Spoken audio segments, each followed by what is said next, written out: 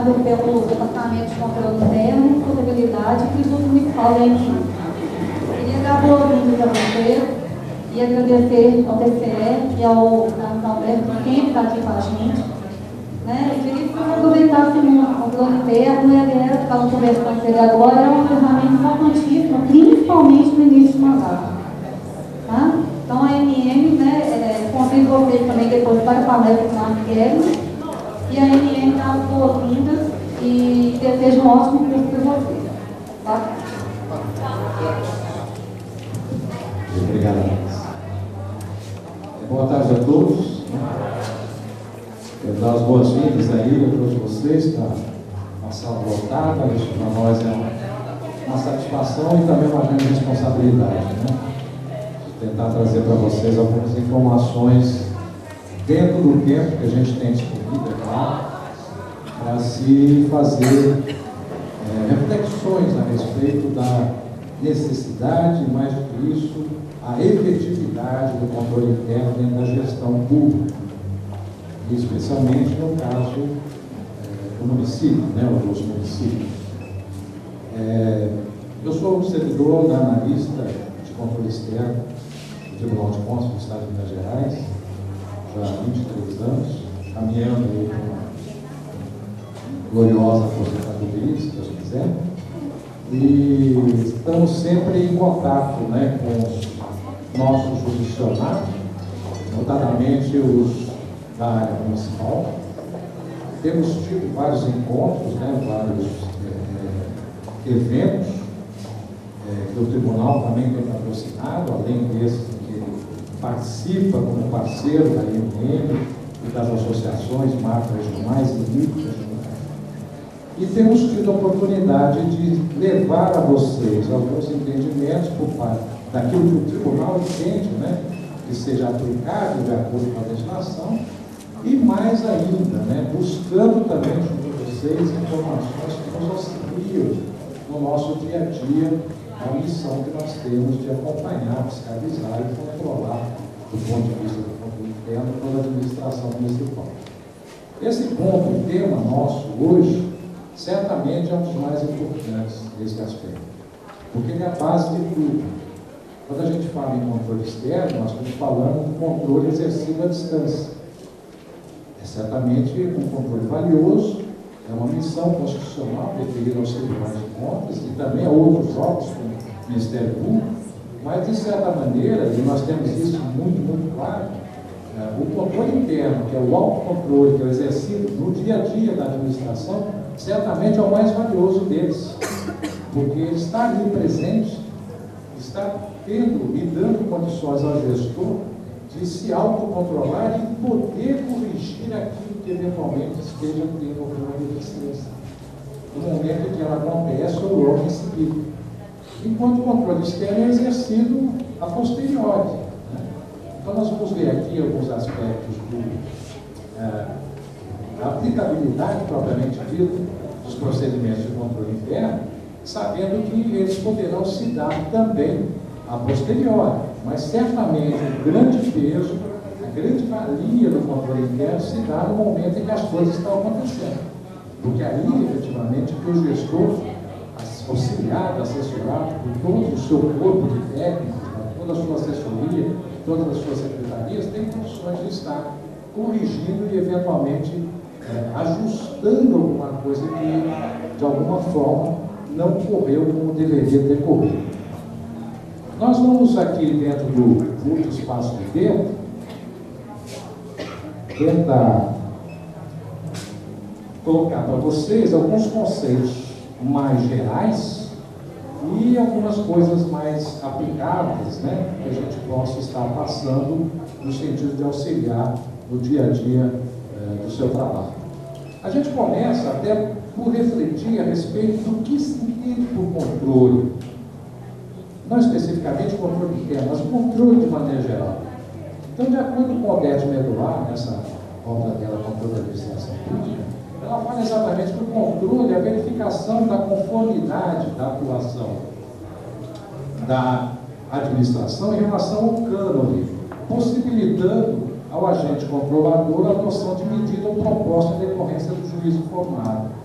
Olha só que coisa interessante. Então, controlar nada mais é do que verificar uma determinada situação que você está analisando, você está avaliando, você está inspecionando ou verificando em relação a um padrão, a um elemento que nós vamos buscar como um cânone, como um paradigma, para efeito do quê? De fazer a confrontação.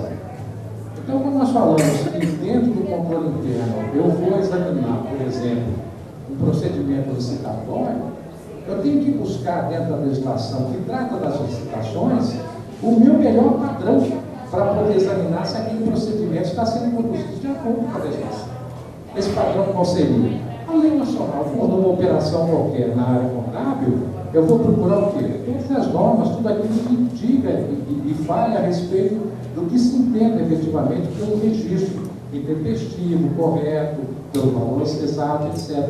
Então, a legislação, do ponto de vista da gestão pública, é a nossa maior fonte de critérios, ou de paradigmas, ou de padrões, onde nós vamos nos basear para poder, no momento do controle, estar verificando se o que está sendo feito da forma que deveria ser.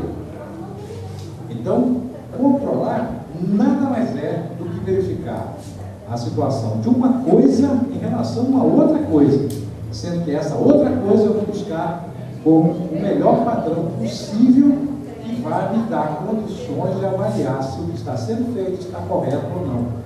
E a partir daí, como o Odete Mendoza está colocando, nós vamos exatamente buscar fazer, adotar uma medida ou alguma proposta em decorrência desse juízo que eu falei.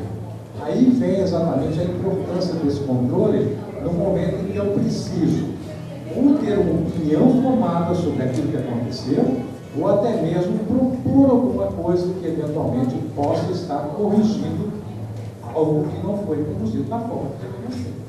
Então essa é a ideia principal quando a gente fala em controle, e vamos levar isso para o nosso aspecto do chamado controle interno, que é a verificação do nosso dia a dia, da rotina que nós estamos colocando em prática no nosso labor, no nosso trabalho.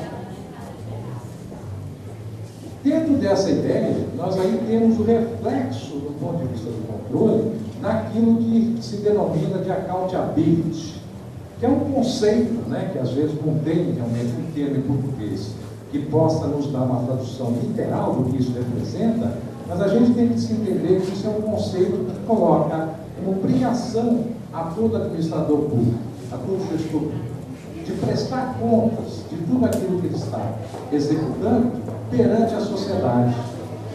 Ou seja, o gestor público, e nós temos esses exemplos agora muito recentemente, com a chamada Lei de Transparência Pública, Lei de Acesso à Informação, onde nós vemos que nada no setor público pode ser segredo ou guardado aos sete chaves. Tudo tem que ser transparente, tudo tem que ser divulgado. O interesse é nosso. É nosso enquanto cidadãos e cidadãs. Nós temos que ter acesso a tudo aquilo que está sendo realizado com o nosso recurso. O recurso é público. Ele é buscado junto à coletividade, junto à sociedade. Ele é aplicado de acordo com os cânones, de acordo com os padrões estabelecidos pela legislação. E assim sendo, o resultado disso não pode ser omitido da sociedade. Nós queremos ver o resultado daquele recurso que foi buscado junto a nós, junto aos nossos bolsos, no sentido de recolhimento de tributos de maneira geral. Impostos, taxas, contribuições, tudo aquilo que nós estamos destinando às diversas esferas de governo, federal, estadual e municipal, no sentido de ter o retorno dos serviços prestados. E nós todos, acho que a grande maioria vai concordar comigo, não estamos nada satisfeitos com o resultado que está sendo alcançado. Então nós temos que trabalhar sempre no sentido de fazer com que tudo aquilo que diga respeito ao emprego do recurso público tenha um bom emprego, tenha uma boa aplicação e tenha um retorno que a sociedade espera que tenha. Isso, dentro do conceito maior, nós entendemos como a chamada accountability. É o gestor público, o administrador público, prestando contas de tudo aquilo que está sendo realizado em prol da sociedade. Então, esse conceito tem que também ficar registrado e ir para uma reflexão. Mesmo porque isso já vem de muito tempo. A Declaração dos Direitos do Homem já falava que a sociedade tem o direito de pedir conta a todo agente público da sua administração. Então, isso já vem de muitos anos. Isso não é novidade para a sociedade, não é novidade para os administradores e para os gestores públicos. E isso é um direito nosso, enquanto cidadãos e cidadãs, para poder estar exigindo essa cobrança, né? E aqui só para ter uma noção da diferença, basicamente, que nós enxergamos entre controle interno e controle externo. Ou seja, o controle interno, nós temos também a denominação de autocontrole, ou controle intra-orgânico, né? Dentro da organização. Nós temos esse controle aplicado dentro da própria organização, no sentido de que as suas atividades todas são controladas e ele é executado pela própria administração sobre si mesmo. É aquilo que eu falei de princípio. É o controle mais importante que existe, porque ele está sendo aplicado dentro da própria administração. Não é uma fiscalização propriamente dita, mas é um autocontrole. A aplicação própria antes que alguma coisa dê errado, antes que alguma coisa repercuta no sentido de vir amanhã a ser de responsabilidade do gestor a prática de algum ato que não foi conduzido de acordo com aquilo que deveria ser, né? Ao passo que, no caso do controle externo, nós temos esse glossário aqui que foi originado de encontros entre tribunais de contas do mundo luso, né, dos brasileiros, envolvendo o Tribunal de Contas de Portugal, o Tribunal de Contas da União, onde se chegou à conclusão de que a melhor definição que poderia se dar ao controle externo seria a fiscalização realizada por um organismo externo, independente da entidade fiscalizada. E tem uma marca fundamental nesse sentido, que é a chamada independência. Ou seja, os tribunais de contas, eles têm questão até de benefício constitucional, a independência assegurada para o exercício da sua missão. Então, eles não se vinculam diretamente a nenhum outro órgão. Eles não se constituem, na verdade, em um poder diferenciado, não. Os poderes são os três, né? Executivo, Legislativo e Judiciário. Então, nós temos o Tribunal de Contas e temos o Ministério Público também como um organismo que também é um controlador externo, no sentido de ter assegurado a sua independência. Fato é, nesse sentido, que até agora está sendo discutida aí a PEC 37, que é exatamente procurando restringir, né, ou tirar do Ministério Público o tipo de comportamento que ele tenha no procedimento de investigações na área criminal. Mas o que importa para nós aqui é só ter uma ideia, noção geral, de que o controle interno estará sendo exercido intracorpores, né, dentro da própria organização, e o controle externo estará sendo exercido por um órgão em relação aos demais órgãos ou aos demais poderes, sem qualquer vinculação ou qualquer grau de dependência. Funções constitucionais. Isso está lá, né, no artigo 74 da Constituição Federal, que fala que dentro das atribuições ou das missões que o controle interno tem, está aquela de se fazer a avaliação do cumprimento das metas previstas no PPA, a execução dos programas de governo e dos orçamentos. No caso aqui federal, nós estamos falando da União, mas isso se transpassa para as constituições também na esfera estadual, né? Então, há essa obrigatoriedade do controle externo estar fazendo essa avaliação. Por quê? Porque, na verdade, os instrumentos básicos do planejamento governamental se iniciam com o PPA, Plano Plurianual, né? Dando aquele tripé, o PPA, originando e dando sequência à LDO, Lei de Diretrizes Orçamentárias, e a Lei Orçamentária Anual, que é o tripé efetivo do planejamento governamental em todas as esferas de governo. No caso de município não é diferente. Então, o controle interno estará tendo essa obrigação de estar avaliando o cumprimento daquilo que foi previsto como meta no PPA. Além disso, busca comprovar a legalidade e avaliar resultados quanto eficácia e eficiência. Duas palavras aqui muito importantes, né? Você sabe a diferença entre elas, né? Entre eficácia e eficiência. Quer dizer, quando nós estamos falando em eficácia, nós estamos traduzindo alguma coisa em relação a resultado alcançado. Ou seja, o resultado em relação àquilo que tinha sido planejado, que tinha sido previsto para ser alcançado. Então, na medida que a gente alcança o resultado, nós fomos eficazes. Ao passo que na eficiência nós estamos preocupados em fazer o melhor uso possível dos recursos para obter o maior ganho possível em termos de resultados. Então, a eficiência busca o quê? Fazer uma economia de recursos buscando o melhor resultado possível, procurando ajustar aquilo que nós precisamos gastar de acordo com as nossas necessidades, mas procurando racionalizar o que está sendo gasto efetivamente para alcançar aquele resultado. Isso realmente é de suma importância na gestão pública. E isso envolvendo não só as questões orçamentárias, mas também financeiras e patrimoniais. Em todos os órgãos e entidades da administração federal, no caso nosso aqui no município, e aplicação dos recursos por entidades de direito privado, quando for o caso. E também, dentro da esfera federal, o controle das operações de crédito, avais, garantias e os direitos e haveres da União, e mais, apoio ao controle externo no exercício da sua missão institucional. Falei aqui da suma importância do controle interno, que é exercido no âmbito da própria administração, e certamente um dos apoios maiores que o controle externo poderá ter, ele é advindo do controle interno. Não no sentido, como às vezes a Constituição mesmo fala, e muita gente questiona, que o controle interno se torna um parceiro do controle externo, no sentido de estar apenas, única e exclusivamente, denunciando o que o gestor fez de errado.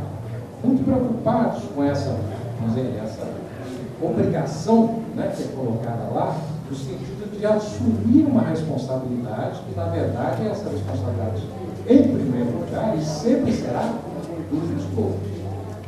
O controlador, sim, poderá amanhã ser chamado como responsável solidário, caso ele se omita, caso ele fique em associação com o próprio gestor no cometimento de algum ato irregular. Aí sim ele poderá ser responsabilizado. Mas no momento em que ele procura, junto ao gestor, promover qualquer tipo de representação, no sentido de advertir ou recomendar correções para aquilo que ele detectou como errado, certamente ele não vai ter como amanhã ser responsabilizado solidariamente, porque ele não foi omisso. Agora, se ele é conivente com aquilo de errado que está acontecendo na administração e não representa perante o próprio gestor, e mais que isso, não leva conhecimento do controle externo aquilo de irregular ou de ilegal que foi cometido, certamente ele estará sendo responsabilizado. Mas não é a primeira preocupação. A primeira preocupação, volto a dizer, é de que o controlador, os responsáveis pelo controle interno, no primeiro momento estarão preocupados em fazer as correções necessárias, para que o gestor amanhã não incorra ou não venha a ser responsabilizado de alguma maneira. Então, essa ideia aqui do controle interno está apoiando o controle externo, certamente é um ponto importantíssimo dentro dessa ideia que nós temos do exercício conjunto dos controles internos e externos dentro da administração. Aí vem para nós um conceito que é importante, que é a gente, ao invés de raciocinarmos exclusivamente na figura do controlador interno ou do responsável pelo controle interno, nós pensarmos em uma coisa mais abrangente dentro da administração como um todo, que é o chamado sistema de controle. Ou seja, há uma responsabilidade inerente à figura e à função que o controlador tem. Mas certamente, se nós estamos falando em controle interno, todos os gestores da organização, ou compõem a administração, certamente também têm responsabilidades dentro do sistema de controle. Essa responsabilidade não pode ser deixada única e exclusivamente na figura do controlador. Muitos, eu já tive várias consultas feitas por prefeituras e outros órgãos também, em que questionavam essa questão. Assim, eu tenho que passar pelo controle interno para saber se está ok.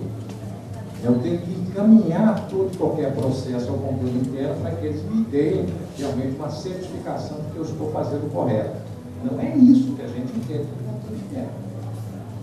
Dentro do sistema de controle interno, nós precisamos ter, sim, né, uns elementos, um conjunto de elementos que favoreçam a administração em todos os setores, para que normas, procedimentos, rotinas estejam sendo aplicadas em cada área especificamente.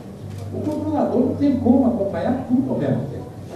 Ele não tem como ficar dando ok ou certificando se existe disponibilidade de caixa para, por exemplo, empenhar uma despesa, se existe realmente autorização, algum tipo de orientação no sentido de abrir um processo licitatório.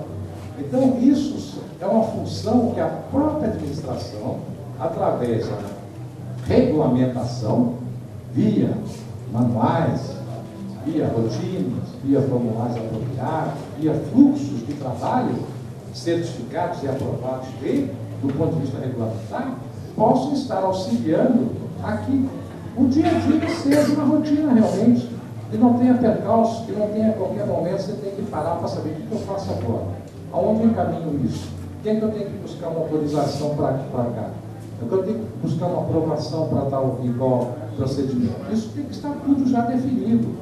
Nós estamos falando aqui de boas práticas administrativas. Então, o controle interno nada mais é do que a observância de boas práticas administrativas, do ponto de vista de um sistema, que inicia com o plano da organização, ou seja, no setor público, tudo nosso é regulado em lei. Então, inicia-se exatamente pelo plano da organização, seja um órgão, uma entidade, né, uma empresa, mas se pertence, está vinculado ao setor público, existiu uma lei que criou aquilo tudo. Além disso, existiu também regulamentos, decretos regulamentares, estatutos, que previram como aquela organização deveria funcionar, ou deveria estar funcionando. Então, isso tudo inicia o processo do nosso sistema. Além disso, um conjunto de métodos e medidas adotados para salvaguardar ativos. Dentro da linguagem contábil, né, quando nós estamos falando em ativos, nós estamos falando em bens e direitos. Nós estamos falando desde a disponibilidade de caixa, passando pelas aplicações financeiras, passando pelo nosso mobilizado em termos de instalações, prédios, veículos, equipamentos, tá certo? Para que tudo isso esteja salvaguardado, ou seja, garantido de alguma maneira, protegido. É essa a ideia do sistema. Para que não exista perdas do ponto de vista direto, no sentido de disponibilidade financeira, de aplicações, ou do ponto de vista de material, por exemplo, uma utilização de instalações, de prédios, de veículos, de equipamentos. Tudo isso tem que estar devidamente protegido, né, salvaguardado. Além disso, verificado também a adequação e confiabilidade dos dados contábeis. Por que isso? Porque na contabilidade nós vamos ter o registro de tudo que diga respeito à organização, de tudo que diga respeito àquela esfera que nós estamos controlando. Então, o dado contábil, o registro contábil, efetivamente nos dá a segurança de que aquilo está efetivamente e contabilmente registrado, né? Além disso, não basta nada a gente se preocupar apenas em controlar e fazer a coisa certa se nós não estivermos preocupados com a chamada eficiência operacional. Ou seja, nós temos que promover isso tudo sem causar embaraços, sem que a rotina seja, de alguma maneira, prejudicada por algum elemento de controle que, no fundo, vai atrapalhar ao invés de auxiliar. Então, a eficiência operacional é um ponto importante. Tudo tem que estar funcionando do ponto de vista do controle, de tal maneira que as operações sejam eficientes. A execução das ações tem uma eficiência comprovada. E, além disso, temos que buscar a obediência, o respeito e a obediência às políticas fixadas pela gestão. Então, quando nós estamos falando de um sistema de controle interno, nós estamos originando isso lá no plano da organização e chegando exatamente à finalidade daquela organização, traçada por quê? Por políticas fixadas, para que essa organização tenha o seu resultado. No caso de uma prefeitura, nada muda em relação a isso.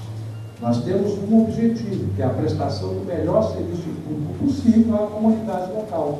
Então, desde a estrutura que a Prefeitura tem, passando pelos seus diversos componentes em termos de secretarias, passando pelas diversas missões deferidas, no caso especificamente, ao setor municipalista, né? Saúde, educação, transporte, saneamento, etc., você tem que exercer isso tudo, utilizar o recurso da melhor forma possível, buscar a melhor eficiência operacional na prestação desse serviço, buscando o quê? Atendimento a todas as políticas que foram fixadas. Que políticas foram essas? Bom, existe uma política traçada para a saúde pública, existe uma política traçada para a área da educação, existe uma política traçada para a área da habitação, para a área da assistência social. Então, tudo isso são elementos que fazem com que o controle esteja preocupado não apenas em ver se está tudo sendo feito corretamente, mas que o corretamente esteja sendo direcionado para o alcance do resultado melhor possível, de acordo com os recursos que foram disponibilizados. Onde estavam esses recursos? Previstos no orçamento, claro, mas com base em umas diretrizes fixadas na LDO, de acordo com as metas que estavam previstas lá no PPA. Então, vocês veem que tudo isso tem um conjunto de situações, de elementos que fazem com que a execução propriamente dita e o controle sobre a execução esteja em comum acordo com as metas fixadas lá no planejamento inicial. É isso que se procura dentro do conceito maior de um sistema de controle interno aplicado na administração no sentido de alcançar exatamente os resultados que a comunidade e a sociedade espera que estejam efetivamente alcançados, né?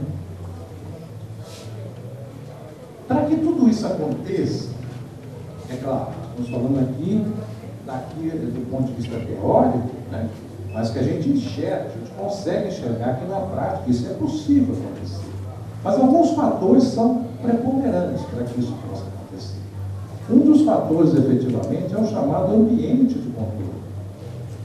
Então, existe uma recomendação aqui dessa entidade internacional, dos contadores certificados, em que eles falam que o ambiente de controle interno depende de uma supervisão administrativa, depende de um quadro de servidores qualificados e honestos e depende de uma estrutura organizacional orientando direção e controle das atividades. Ou seja, tem que existir ou tem que ser criado um ambiente de trabalho propício a que o controle esteja presente e que ele possa ser exercido da maneira que deve ser. Isso passa por quê? Pela supervisão, claro, e pelos servidores. A qualificação, a capacitação dos servidores, não apenas para exercer controle, mas também para executar as operações do dia a dia. Então, quando nós falamos de um evento como esse, vários outros que a gente tem participado, a INM tem também patrocinado, o próprio Tribunal de Contas também tem orientado, nós estamos falando em quê? Em capacitação nossa, né, do ponto de vista do nosso preparo para as nossas atividades do dia a dia. Essa capacitação se dá através da discussão de temas, através do aprimoramento de técnicas e a própria execução propriamente dita do trabalho. E nesse sentido a gente está também sempre evoluindo, no sentido de tudo se tornar muito dinâmico. E nada disso é estático. A legislação também se modifica.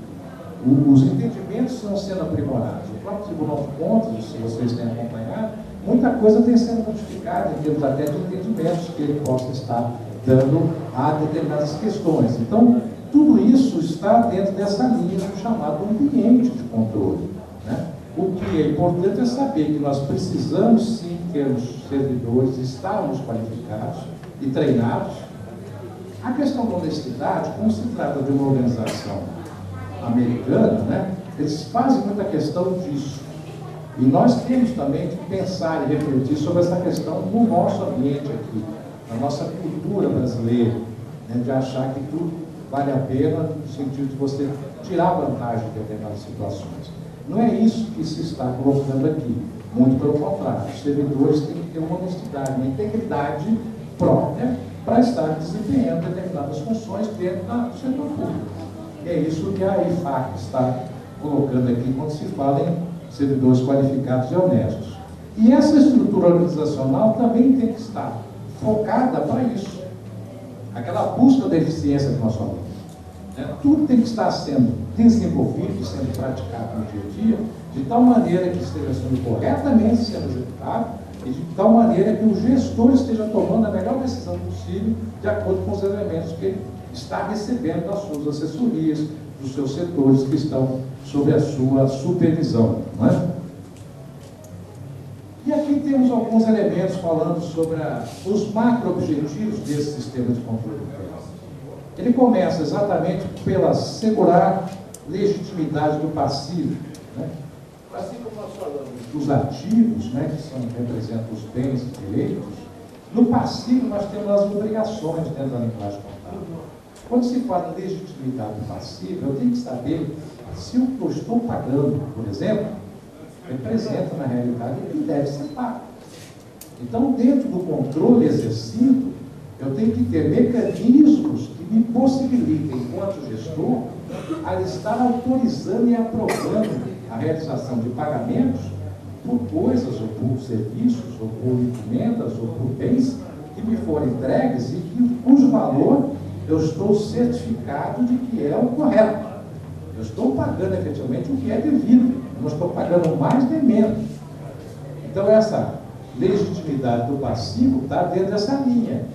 Assim como eu prefiro e quero proteger os meus bens, os meus direitos, eu tenho de outro lado da equação saber que eu também estou controlando aquilo que está saindo de recursos para pagamento. Porque assim, isso até pela folha de pagamento. O que eu estou pagando na folha, efetivamente, eu devido, as horas foram trabalhadas de acordo com o que estava regularmente estabelecido, todo mundo está cumprindo sua jornada de trabalho. As horas extras que eu estou ali autorizando o pagamento, efetivamente foram prestadas, o cálculo que está sendo feito para isso está correto, os encargos incidentes na folha de pagamento também estão calculados de forma correta. Então, tudo isso é o quê? Repercute no chamado passivo, a obrigação que eu tenho. E o controle, o sistema de controle interno aqui, está preocupado de que haja legitimidade desse passivo. Eu estou pagando efetivamente o que é devido.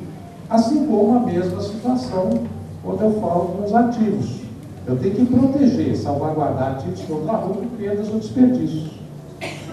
Então, eu tenho recursos disponíveis de imediato, como, por exemplo, disponibilidade de caixa, recursos de caixa.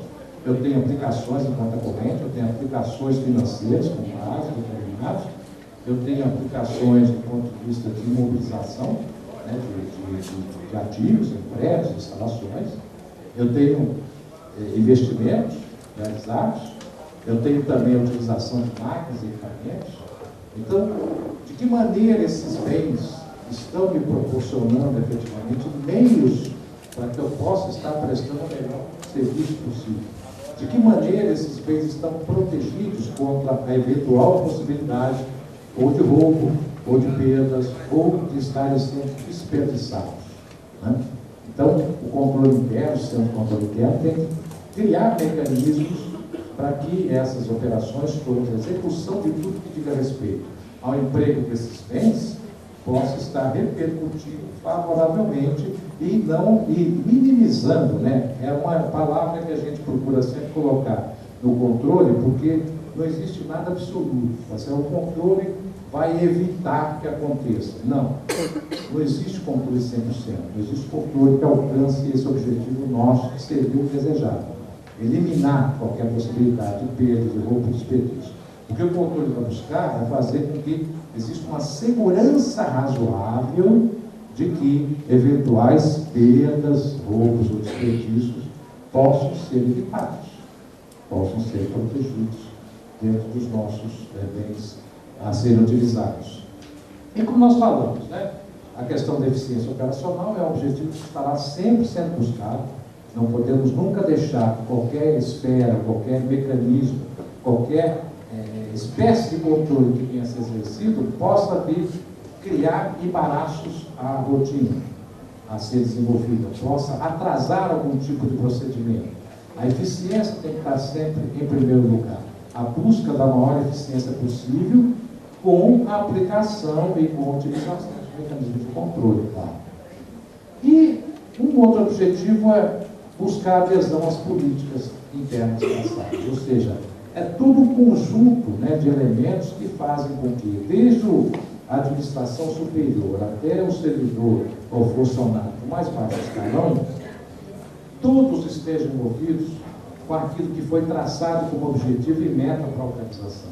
Dentro da prefeitura, desde a figura do prefeito até o servente ou um cargo de mais baixo nível dentro da estrutura, todos estarão imbuídos do mesmo objetivo: prestar o melhor serviço possível dentro da sua esfera de atuação, dentro dos limites da sua competência, dentro da sua possibilidade do ponto de vista de capacitação. Então, todos estarão aderindo, né, sendo encorajados a aderir às políticas que foram traçadas pela estrutura toda, iniciando-se pelo gestor principal e até ao servidor ou funcionário do mais baixo nível hierárquico da organização. E aqui existem algumas normas básicas que foram colocadas também em relação ao sistema de controle. Por exemplo, né, normas gerais. Essa INTOSAI é uma organização internacional, é Superior Audit Institution, são instituições de controle superior, ou seja, todos os tribunais, todos os países têm o seu mecanismo de controle externo. No nosso caso, o Brasil e mais outros países, nós temos a figura do Tribunal de Contas. Outros países têm uma controladoria, outros têm uma auditoria nacional. Então, essa forma não importa. O que importa é que existe sempre uma organização que exerce esse papel de controlador externo da administração pública como um todo.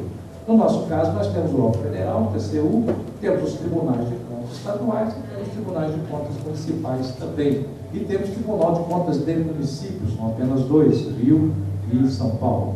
Mas, de qualquer maneira, independente dessa figura, né, de ser tribunal, ou ser auditoria nacional, ou ser controladoria nacional, o que vale aqui é que é o órgão máximo de controle de cada país. Eles se congregam, estão associados dentro dessa organização chamada INTOSAI. E eles procuram desenvolver práticas, técnicas e também treinamentos de divulgação de material que auxiliam, né, a melhor forma de você exercer esse controle. E também sabem que o controle externo eficiente depende muito do controle interno. Então, eles procuraram desenvolver algumas linhas de raciocínio sobre a melhor forma de atuação dos sistemas de controle interno dentro da gestão pública, de maneira geral. E essas normas estão dentro dessa linha.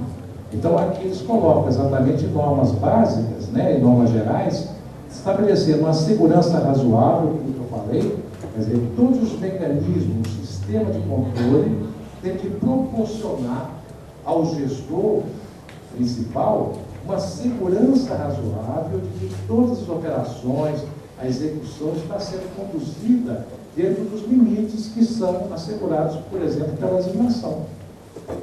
Então, você não tem uma segurança absoluta, você tem uma segurança razoável, porque o 100% é impossível de ser alcançado, como eu já disse. Tá? Mas a norma tem que buscar esses objetivos, essas normas gerais, tem que buscar fazer com que o que está sendo praticado efetivamente ofereça essa segurança razoável. O pior dos mundos seria você não ter segurança nenhuma. O gestor está tomando decisões sem estar respaldado por mecanismos de controle eficientes. Empenhando despesas sem saber se tem disponibilidade ou não, autorizando antecipação sem saber se haveria ou não disponibilidade de caixa suficiente, contratando financiamentos ou contratando operações de crédito de alguma maneira que possam estar prejudicando o conceito maior nosso de endividamento público, e assim vai, né? Abrindo concurso público sem estar respaldado pela lei de criação de CAPES, por exemplo. Então, uma série de elementos que, pela legislação, o setor público deve obedecer. Ou seja, na área pública a gente sabe bem, né, só se faz aquilo que a lei determina. Enquanto no setor privado você passa qualquer coisa desde que a lei não o proíba. Então, aqui é uma diferença fundamental do setor público. Nós temos que estar sempre respaldados num paradigma legal, além dos outros princípios. A legalidade é um deles, não digo que seria o principal, mas certamente é um dos mais abordados. Além disso, a impessoalidade, a publicidade, a eficiência, razoabilidade, etc. Mas, de qualquer maneira, a segurança razoável tem que estar sendo proporcionada ao gestor para que ele tome decisões corretas no momento adequado e de acordo com aquilo que ele entenda que seja o mais correto para a administração e para o que vão estar sendo beneficiados daquela decisão que ele está tomando. Um outro ponto aqui importante das normas gerais é a chamada atitude cooperativa. Ou seja, nós falamos do ambiente de controle, o ambiente da administração do controle. Tem que ter um ambiente propício. Você tem que ter todo mundo estar ciente do que está executando, por que está trabalhando daquela maneira, por que está aplicando aquele determinado conceito, por que está utilizando aquele determinado formulário. Então, isso tudo faz parte dessa estrutura do ambiente propriamente dito da organização, da administração. E certamente a atitude cooperativa é um dos elementos fundamentais, porque ninguém estará trabalhando contra, estará todo mundo em cooperação, procurando fazer o melhor possível, procurando retratar aquilo que é realmente necessário para que a administração dê o retorno que a sociedade está esperando. A mesma coisa quando se fala em integridade e competência. Nós falamos lá em capacitação de servidores e servidores honestos, né? Aqui a gente se fala já na integridade e na competência. O controle sempre vai ser, o ambiente de controle sempre vai ser mais bem observado e mais bem avaliado na medida em que você tem pessoas nas determinadas posições que estão lá no seu objetivo de trabalho devidamente familiarizados com aquilo que eles estão executando. Isso quer dizer o quê? Procurar se evitar aquele apadrinhamento, compadrio, você colocar pessoas para ocupar funções para as quais elas não estão preparadas.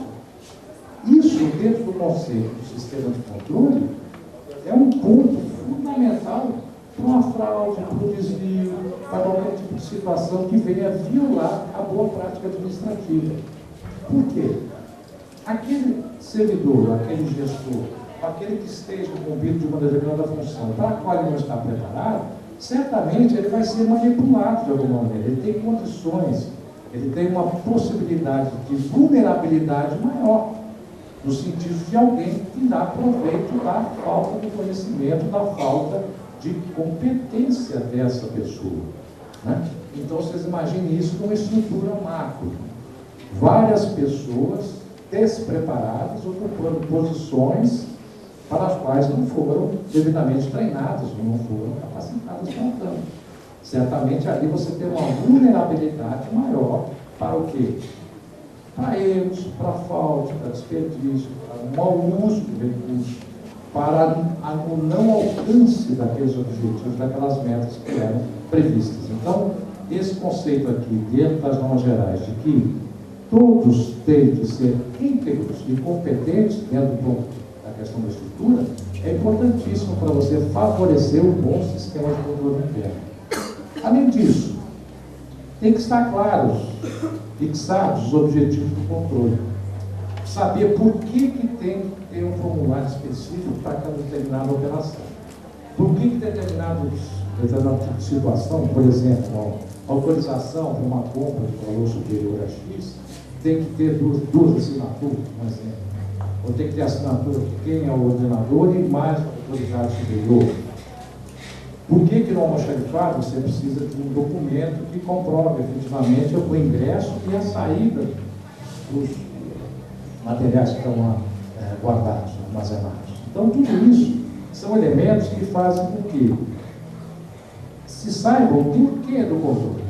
E quando não existirem claramente definidos o porquê daquele mecanismo de controle, merece uma avaliação dos controles. Ou seja, há necessidade de que você tenha isso devidamente acompanhado. Isso não é estático. Com o tempo, as coisas vão se modificando. Nós temos aí, estamos vivenciando isso há muitos anos para cá, uma evolução tecnológica muito rápida. Então, eventualmente, coisas que no passado eram feitas com formulários, 2, 3 vias, hoje em dia você tem tudo informatizado. Você tem mecanismos que favorecem, do ponto de vista do controle, a maior velocidade das transações e, consequentemente, também favorecem a aplicação dos mecanismos de controle. Então, nós temos que estar preparados para estar avaliando e reavaliando aquilo que foi definido em alguma época como um mecanismo eficiente, que hoje, provavelmente ou certamente, já não está tão eficiente assim.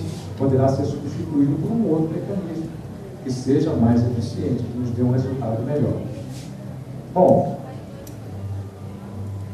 entre normas específicas, nós falamos agora um pouco de normas gerais, mas aqui normas específicas, a Impossai coloca que essas todas aqui são importantíssimas dentro do processo. Por quê? Iniciando pela documentação.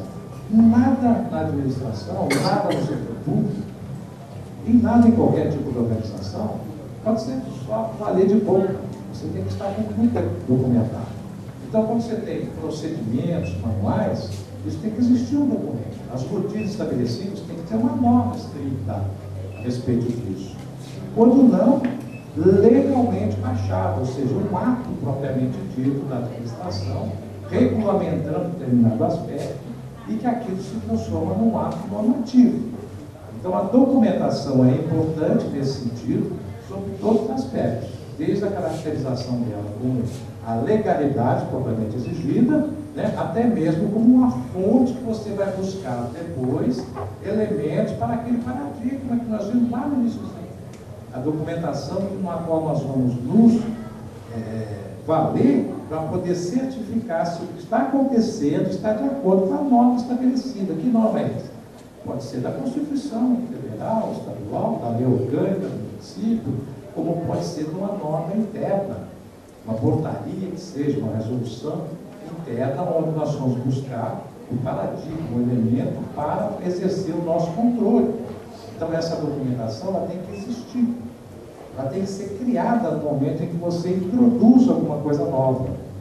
Porque ela vai ser a nossa fonte de critérios, ela vai ser o nosso paradigma, ela vai ser o nosso elemento de controle para poder examinar qualquer tipo de situação que nós temos para fazer essa avaliação. Além disso, nós precisamos também um registro imediato das transações, imediato e adequado. Aquilo que nós falamos da questão contábil. O gestor, no momento em que ele sabe que a contabilidade está sendo praticada, está sendo colocada em prática da melhor forma possível, ou seja, os registros estão sendo feitos efetivamente, pelo valor correto, segue os fluxos de controle necessário, ele vai tomar a sua decisão certamente mais bem respaldada. Vai ter maior segurança para a sua tomada de decisão. A mesma coisa diz respeito a isso aqui. Registro imediato e adequado das transações, de qualquer tipo de transação. Eu não posso executar um determinado trabalho, uma determinada transação, e deixar o papel na gaveta. Amanhã eu lanço. Mais tarde eu vejo isso. Não. Aquilo pode ser importante para uma outra tomada de decisão, ou do mesmo setor, ou do outro setor, mas se aquilo não for registrado tempestivamente e adequadamente, poderá implicar num erro qualquer que alguém venha a cometer, porque não tinha um elemento básico que estava ali, na necessidade do registro imediato e adequado de uma transação anterior, para que ele pudesse autorizar uma transação seguinte, futura. Autorização e execução das transações de fato. Ponto importante também, tem que estar muito bem definido quem é competente para o quê. Eu sou competente para autorizar alguma coisa dentro do meu setor? Ou não? Onde é que está escrito isso? Não é alguém que me falou, você não pode. Isso tem que estar regulamentado em algum lugar. Então, essa documentação aqui vai me favorecer a que eu trate desse aspecto aqui. Quem tem poder, quem tem autoridade para autorizar, quem tem poder, quem tem autoridade para aprovar. E que condições essa aprovação e essa autorização poderá se dar. Então, tudo isso é importante dentro desse contexto. Um outro ponto aqui é segregação de funções. É importante que no fluxo operacional você tenha, certamente terá, diversos setores cuidando daquele fluxo, dentro daquele fluxo. Então, você não pode dar uma competência ou uma autoridade única, exclusiva, para uma única pessoa, para um único setor, iniciar o processo e finalizar. Dentro do fluxo, você vai ter diversas pessoas, diversos gestores, diversos funcionários ou empregados trabalhando e executando a sua parte, a sua tarefa. E diversos níveis também de autorização e de aprovação dentro desse fluxo. Essa existência de diversas pessoas e diversos setores trabalhando dentro do mesmo fluxo nos possibilita exercer esse controle de uma maneira quase que interativa. Porque aquela autoridade que vai dar sequência do determinado trabalho, ele só faz aquilo na medida em que ele recebe o processo anterior devidamente autorizado e aprovado. Então, essa segregação, que a gente chama de segregação de funções, ela é importante dentro desse processo. E você evita, por exemplo, que a pessoa que autorizou uma determinada compra seja a mesma que amanhã venha a aprovar a compra do fornecedor X. Então, dentro da linha de licitações, por exemplo, é característico isso. Né? Tem alguém que demanda a compra do bem, uma prestação de determinado serviço, aquilo é encaminhado ao setor competente, que vai fazer a sua coleta de preço, vai estabelecer se é sujeito ou não à licitação, e vai passar para o outro setor que vai eventualmente preparar o edital, aquilo vai para uma comissão de licitação, faz o edital, se faz o pregão, se faz a licitação propriamente dita, e depois aquilo gera um contrato que vai ser assinado. Então, vocês veem que diversos setores estão operando dentro de uma mesma medida, quer um bem ou quer um serviço a ser prestado dentro da organização. Só que várias pessoas, vários setores estarão trabalhando para que isso aconteça. Esse trabalho de diversas pessoas, de diversos setores, certamente me favorece a aplicação aqui de normas dentro do objetivo nosso, que é o controle. Um setor estará sempre sendo controlado pelo outro, né? Dentro do fluxo. E isso aqui está dentro dessa linha que nós chamamos de segregação de funções. A mesma coisa podemos dizer da supervisão. Né? Nós vimos lá o controle da necessidade de uma boa supervisão, da existência de uma supervisão administrativa. Ela é fundamental dentro do processo de controle porque ela estará observando tudo que está sendo executado. E poderá estar, no momento da observação, corrigindo alguma coisa que certamente não está sendo conduzida da maneira correta.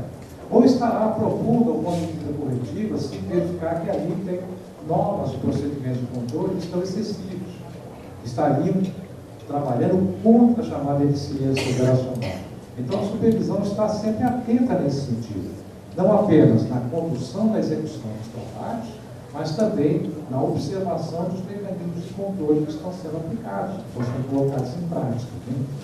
O setor público é tudo aberto, nada é escondido. Sim, mas você tem algumas limitações para que você possa, por exemplo, não apenas tomar conhecimento, mas você poder modificar um registro, você fazer algum acréscimo, um registro novo, você eliminar algum registro. Isso exige o quê?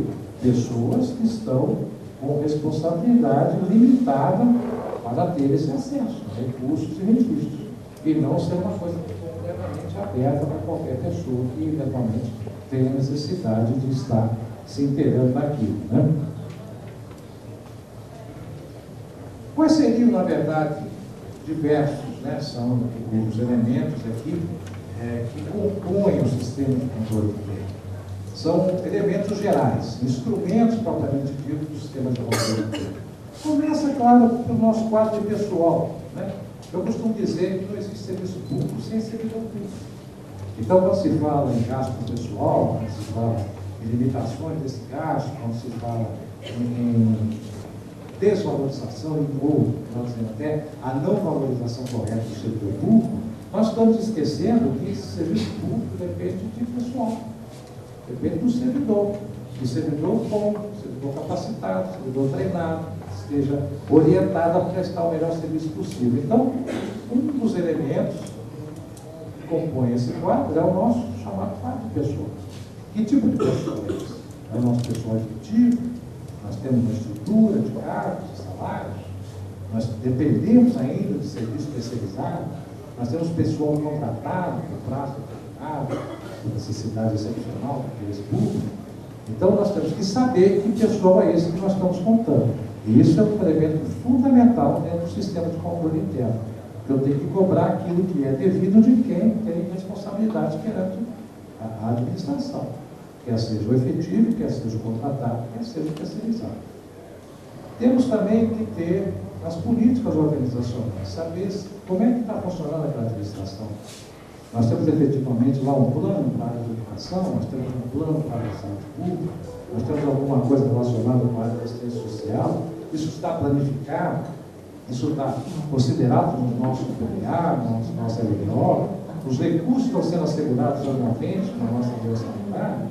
Então, tudo isso tem que estar alinhado, né, com tudo aquilo que diga respeito, não apenas à atuação da administração, mas também aquilo que diga respeito ao nosso sistema de controle interno. Tá?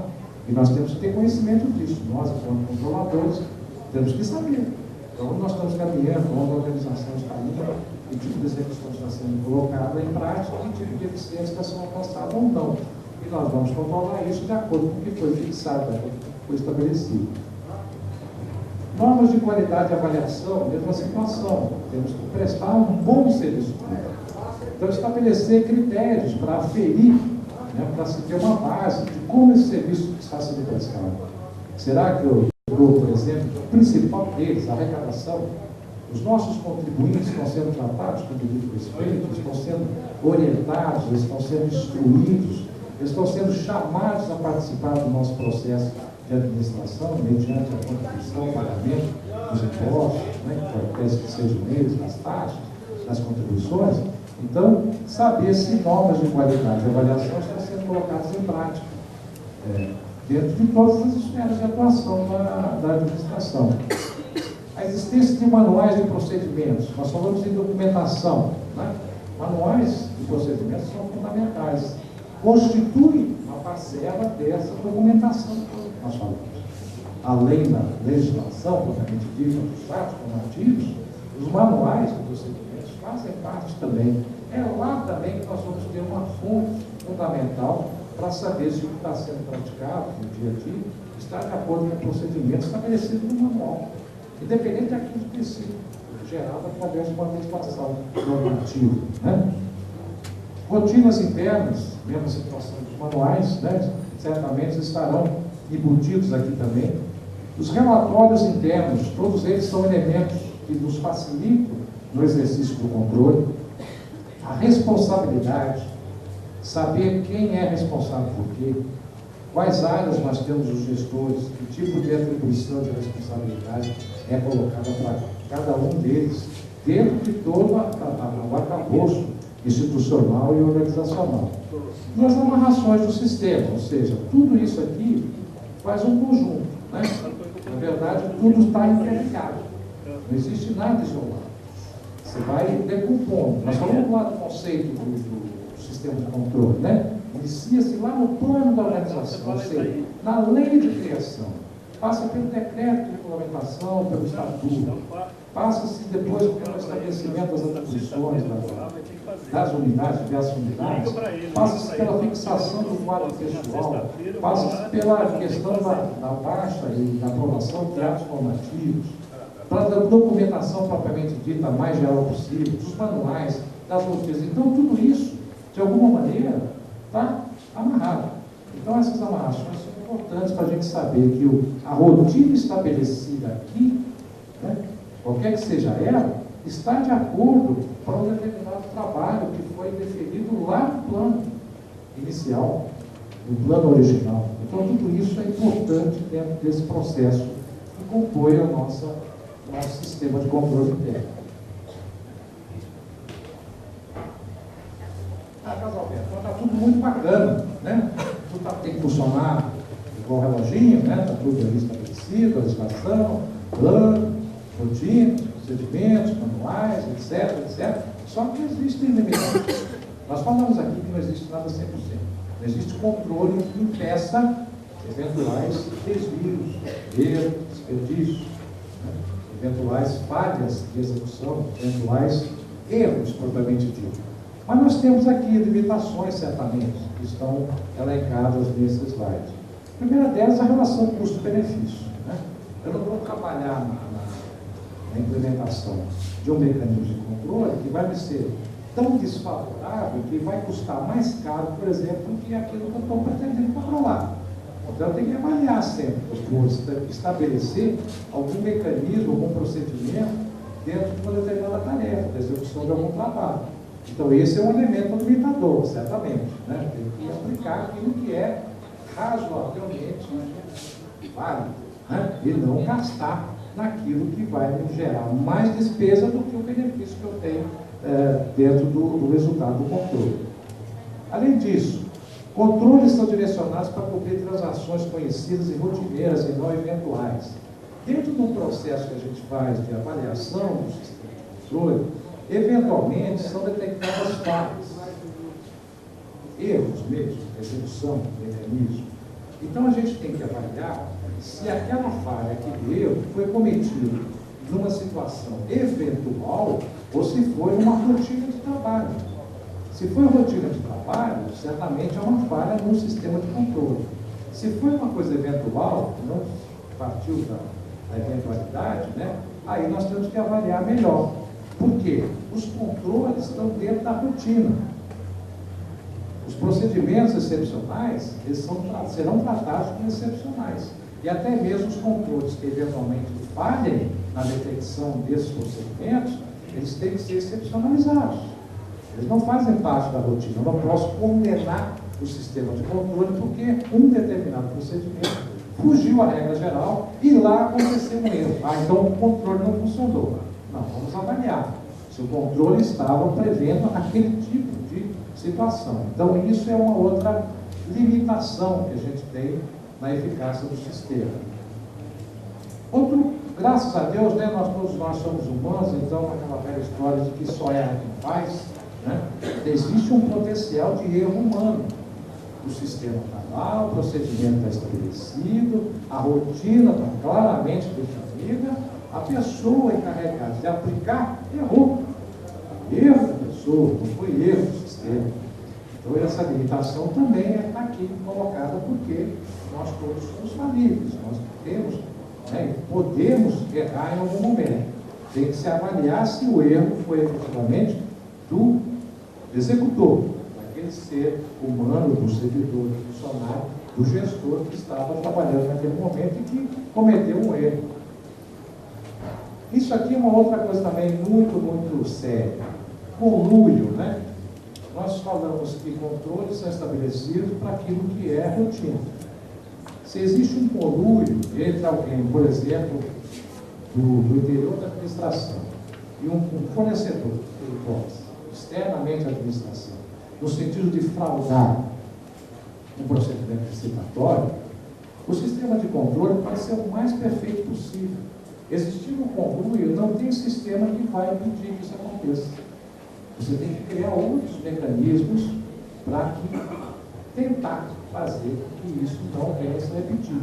Mas aquilo que vem a acontecer por força de um conluio, ou seja, uma combinação de interesses entre quem está externo à administração e tem interesse em algum recurso da administração, e quem está internamente na administração e tem interesse em ganhar algum benefício com isso, não tem sistema de controle que vai impedir isso não. Né? Agora tem que ficar atento para esse tipo de situação. Isso se dá notadamente no setor de compras e também no setor de utilização de licitações públicas. Possibilidade de abuso de autoridade. Isso é aquele velha história, né? Eu não gosto muito disso não, mas faça porque eu estou mandando que se faça assim. Ou seja, eu sou um controlador, eu estou dando um apoio ao meu gestor, no sentido de que ele não venha tomar decisão naquele sentido. Por quê? Não está autorizado dessa maneira, legalmente isso não é permitido. A lei tal fala isso. Né? Você não tem a disponibilidade de caixa segura para poder empenhar essa despesa. Eu não estou preocupado em saber o que você, meu assessor, está me dizendo. Eu quero que seja feito assim, e ponto. Aí não tem jeito, não tem controle de jeito. É abuso de autoridade, é imposição do gestor. O que acontece nessa tipo de situação? Esse gestor poderá ou não, certamente vai amanhã responder por isso. Aquele que cumpriu a ordem, né, certamente ficou frustrado, porque A orientação que eles estavam procurando passar, a recomendação, não foi atendida. Mas, o que aconteceu? O sistema falhou? Não. O que houve foi um abuso de autoridade. Então, é uma limitação, certamente, dentro do sistema. O chefão que manda tudo e quer que todo mundo obedeça. Independente se a lei e a norma estabelece que é correto ou não. Ele está querendo que seja feito do jeito que ele deseja que seja feito. E outra situação, as mudanças das condições para as quais os procedimentos foram criados. O que eu falei da atualização. A gente está preocupado sempre em se procurar atualizar os mecanismos todos, não apenas operacionais, da execução, das transações, do registro, mas também os mecanismos de controle que são colocados em prática. Então, estava atento para isso, né? E em determinada época, algum mecanismo falhou porque não estava devidamente atualizado. Então, isso foi o quê?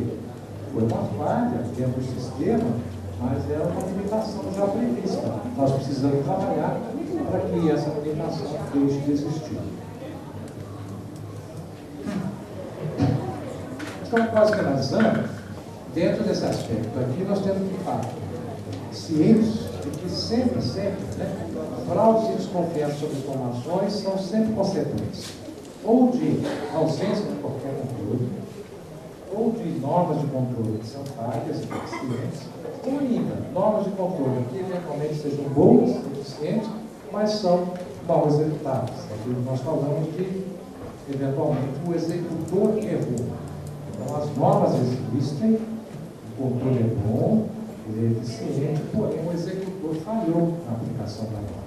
Então, essas três situações são aquelas que poderão acontecer no sentido de ocasionar qualquer tipo de fraude ou desconfiança sobre as informações. E saber sempre que esses controles, notadamente o controle interno, né, ele é responsável pelo levantamento que foi feito pela Associação dos Tribunais de Contas, de que cerca de 60%, até chegando quase 70% de toda a fraude, de todo desvio, de toda qualquer possibilidade de corrupção acontecida no setor público são decorrentes ou de ausência de controle, ou de controle falho e ineficiente, ou de aplicação de controle bons, porém mal executados. Então, vocês veem a importância que tem dentro da administração pública toda essa questão do controle interno. Ou seja, quase 70% de falhas e desvios decorrentes de corrupção são originários de normas de controle ou mal aplicadas, ou inexistentes, ou insuficientes. Então, vocês veem que isso é muito grave nesse sentido, né? Do nosso dia a dia em termos de controle da administração pública. Aqui existem exemplos, né, do que isso acarreta, de maneira geral. Claro, passa desde falta de transparência de atos administrativos, passando por falhas na geração também, na autorização de atos administrativos de registros, descumprimento de normas e regulamentos, ineficiência na arrecadação da receita, que é o pior dos mundos, né? Ainda mais na área municipal, onde você tem muita dependência de transferência de recursos via fundos, né? Principalmente a FPM, qualquer ineficiência na arrecadação da receita própria, ou até mesmo na geração de recursos que poderão possibilitar depois a agregação de novas receitas, são prejudicados quando os controles não funcionam direito. Ineficácia de programas e ações de governo, um risco elevado para não atendimento a limites legais. Que limites são esses? Tudo que a legislação estabelece, aplicação obrigatória na área da educação, na área da saúde pública, limitação de gasto pessoal, limitação de endividamento, na questão de geração de criança a pagar. Então, se não há controle ou evidência suficiente, certamente os atos praticados poderão criar situações como essa aqui, né? De não atendimento a limites por falhas dos controles. Apresentação de prestações de contas inconsistentes, isso a gente tem observado muito no tribunal, né? Falha no controle interno gera um documento final que, na verdade, acaba merecendo uma série de correções posteriores. Deficiências nos controles de gestão fiscal, que eu falei aqui, né, do gasto pessoal, de resta a pagar. Comprometimento do gestor ao ordenador de despesas. Isso é que é o pior dos mundos também para os gestores, porque eles estão pensando, estão vendo sendo bem assessorados, quando estão praticando os atos que vão pé, e amanhã ou depois recebem um processo nas costas para poder responder, mesmo após o final do seu mandato. No caso do prefeito, no caso do vereador, no caso do secretário de Estado. Então, amanhã ser responsabilizado por um fato acontecido, que na verdade, à época que ele aconteceu, existiu uma falha qualquer na orientação ou no descumprimento de alguma norma. Isso foi falha decorrente de insuficiência ou ineficiência de controle. E ele estará respondendo como gestor por essa falha, mesmo após o seu mandato encerrado. E aqui também na questão de licitações e contratos, né, alguns exemplos aí do que acontece quando o sistema de controle não funciona da forma que deveria. Direcionamento de licitações, direcionamento de compras, risco de montagem de procedimentos fictícios, aquele caso que eu falei até como exemplo, a possibilidade do conluio, né? Você construir uma licitação, uma participação, né, de eventuais licitantes interessados, mas na verdade aquilo foi montado. A apresentação das propostas foi devidamente montada fora da administração, eventualmente com o suporte, o apoio de alguém da própria administração. Para fazer o quê? Prejudicar a administração, buscar um recurso indevido, que é nosso, público, né, para favorecer uma empresa privada. Cadastramento e contratação de fornecedores idôneos, impossibilidade na certificação de documentos fiscais, risco de descontrole nas aquisições do estoque. Se eu não sei o que está entrando e o que está saindo do meu sofá, eu corro sério risco, né, de estar comprando além do que eu preciso e, eventualmente, estar gastando também mais do que seria o desejado. A vulnerabilidade do consumo de empregos materiais, possibilidade de liquidação e pagamentos ilegítimos. Vocês lembram lá que eu falei? Legitimidade passiva, um elemento fundamental dentro do sistema, né? Eu tenho que saber que o que eu estou pagando é o que é devido. Então, se eu não tenho controle, certamente eu vou estar liquidando e realizando pagamentos que não têm legitimidade, porque não existe controle, exatamente para assegurar essa legitimidade. Risco de falhas em medições de serviços contratados, outra decorrência disso, e o pior dos mundos aqui na área de obras, né? Obras paralisadas e interrompidas por falta de recursos. Não existindo controle que acompanhe a execução propriamente dita. E a gente tem percebido isso também, não é o caso aqui de entrar em detalhes, mas às vezes o procedimento legal formal foi muito bem conduzido na fase de licitação e na fase de assinatura do contrato. O negócio vai para água abaixo na execução. E não existindo um controle propriamente feito na execução, no acompanhamento, então as medições são feitas de maneira inadequada, o controle sobre essas medições acaba não existindo, o pagamento passa a ser feito de maneira irregular, com valores superiores, e aí você vai gastar muito mais em decorrência de um acompanhamento insuficiente ou até mesmo inexistente. Então, é de todo oportuno, quando se pensa no controle, a gente pensar ele no sentido mais amplo, não apenas daquilo que está sendo realizado, mas daquilo que está sendo contratado, que vai ser fornecido, em períodos de tempo até mais longos, no meu caso, de obras públicas.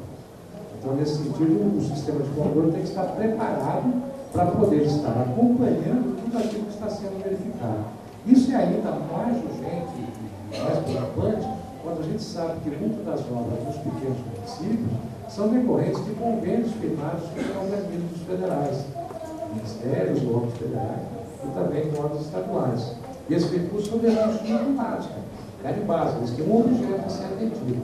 Se eventualmente você gasta além do que estava previsto, você não acompanha esse gasto, você não acompanha essa execução de uma obra, amanhã você vai prestar contas, o recurso que veio e a sua contrapartida não foi suficiente para terminar a obra. Amanhã você poderá estar com os seus bens sendo responsabilizado, porque deixou de cumprir determinado tempo de parceria. Então, isso aqui é de todo importante, assim, nesse sentido até dos municípios menores, que dependem muito dos recursos que são de convênios e de parcerias feitas com órgãos da União e do Estado. Aqui é legislação só básica com tudo isso que nós falamos, é claro que tem um respaldo legal. Então vai desde a Constituição Federal, passa pela Constituição Estadual, vocês têm as leis orgânicas, né, dos seus respectivos municípios, as emendas constitucionais estão aí também. Lei Complementar 101, que é LRF, a Lei Complementar 102, que é estadual, 102, que é a Lei Orgânica do Tribunal de Contas. A lei da legislação relacionada com licitações. Esse material todo está com o CRM, depois disponibiliza no portal da IBM, né? Então tá, isso tudo vai ser disponibilizado depois então para vocês, para ter uma fonte de consulta se for o caso, né? E aqui eu deixo para vocês também, eu deixo o Tribunal de Contas, qualquer solicitação que a gente possa estar auxiliando, vocês se sintam à vontade. Eu não sei se nós temos tempo, mas acho que não, né? Professor, só uma questãozinha. Pois é. O acompanhamento dos controles, aquilo ali para mim ficou muito vago. Acompanhamento é para que eles não fiquem defasados no tempo. Ou seja, eu tenho normas estabelecidas. Acompanhamento é a própria unidade de controle central. A unidade de controle central, ela está sempre auxiliando os gestores de maneira geral. Por exemplo, não só o prefeito, mas os secretários também, no sentido de estar promovendo alguma mudança de mecanismo de controle. Pode ser um formulário, pode ser um sistema novo, que seja mais, mais operacional, né, mais facilitador do exercício do controle. Então é importante para não ficar defasado, porque às vezes você estabeleceu um mecanismo por determinado tempo, aquilo passa os anos, a tecnologia avança, e você pode ter uma coisa mais favorável hoje. Então, vocês podem acessar pelo nosso portal, tce.mg.gov.br. Ela está disponível lá para consulta, para eventual impressão, se vocês quiserem. E eu trouxe poucos exemplares aqui. Eu não sei como é que a gente poderia fazer essa distribuição, mas de qualquer maneira eu vou tentar aqui, aleatoriamente, favorecer alguém, né? Então dá para dar essa distribuição toda.